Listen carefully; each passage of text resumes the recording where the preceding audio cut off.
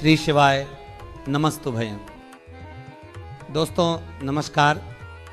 आज जो पावन दिन आने वाला है 17 अक्टूबर 2025 शुक्रवार का दिन, वो केवल एक तिथि नहीं बल्कि भाग्य को जगाने वाला, जीवन को निखारने वाला और ईश्वर की अनुकंपा को अपने घर में आमंत्रित करने वाला दिवस है। क्योंकि इस दिन पड़ रही है कार्तिक महीने की रमा एकादशी। और महाराज ये वही एकादशी है जिसे सभी एकादशियों में सबसे महामहिम कहा गया है। और इस बार ये शुक्रवार के दिन पड़ रही है। ये संयोग, ये योग, ये सौभाग्य का द्वार बहुत दुर्लभ होता है। पूज्य गुरुजी महाराज ने कहा है, यदि कभी ऐसा संयोग बने कि कार्तिक महीने की रमा एकादशी शुक्रवार को पड़े तो उस दिन हल्दी वाले जल का उपाय अवश्य ही करना चाहिए। क्योंकि हल्दी और शुक्रवार दोनों ही मां लक्ष्मी के प्रिय है। और जब इन दोनों का संगम रमा एकादशी पर होता है तो ये केवल उपाय नहीं रह जाता, ये तो मां लक्ष्मी और श्री हरि विष्णु की कृपा को घर बुलाने का निमंत्रण बन जाता है। महाराज ये अवसर पूरे वर्ष में केवल एक बार आता है और जिसने भी इस दिन हल्दी वाले पानी का उपाय कर लिया उसका जीवन, उसकी तिजोरी, उसका भाग्य सब कुछ जैसे चमक उठता है।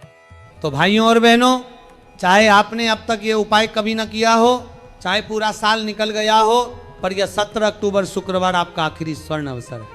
इस एक दिन अगर आपने ये उपाय कर लिया तो आपको वो फल मिलेगा जिसकी कल्पना भी आपने शायद जीवन में नहीं की होगी। पूज्य गुरुजी महाराज ने अपनी शिव महापुराण कथा में कहा, कभी कभी बड़े बड़े अनुष्ठान और जप से जो फल नहीं मिलता वह एकादशी के दिन किए गए एक सच्चे श्रद्धापूर्वक उपाय से मिल जाता है। और इस बार तो दिन भी विशेष है, तिथि भी विशेष है और योग भी विशेष है। अब बात करते हैं किसे करना है, कब करना है और कैसे करना है।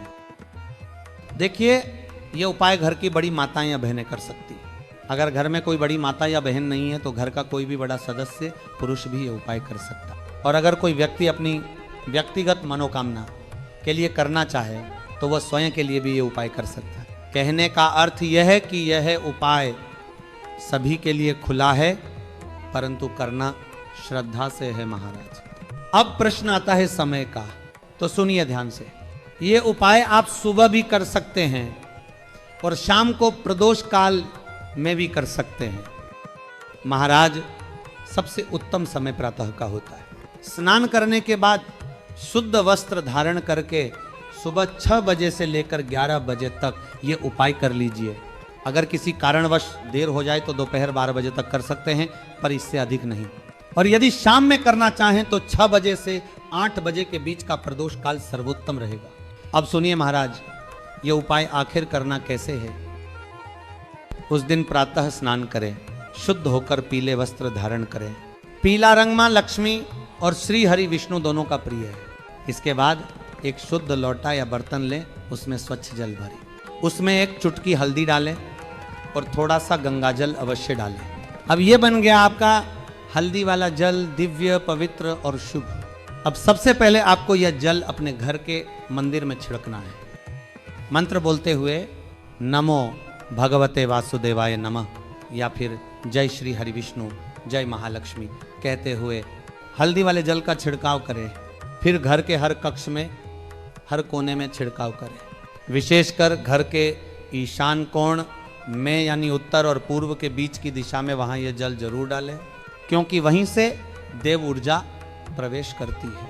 इसके बाद अपने घर के मुख्य द्वार पर अंदर और बाहर दोनों तरफ यह हल्दी जल छिड़कें और हर छिड़काव के साथ बोलें, जय श्री हरि विष्णु, जय महालक्ष्मी, नमो भगवते वासुदेवाय नमः। इस पूरे उपाय के बाद आपको श्री हरि विष्णु और मां लक्ष्मी के सामने एक देसी घी का दीपक जलाना है। उस दीपक में गोल बाती लगाएं और पूर्ण श्रद्धा से प्रार्थना करें, हे श्री हरि विष्णु, हे महालक्ष्मी माता, मेरे घर में सुख समृद्धि बनी रहे, निर्धनता सदा दूर रहे। महाराज ऐसा करने से घर में स्थिर लक्ष्मी का वास होता है, धन आता है और ठहरता है, भाग नहीं जाता। और यही सबसे बड़ा आशीर्वाद है इस रमा एकादशी का।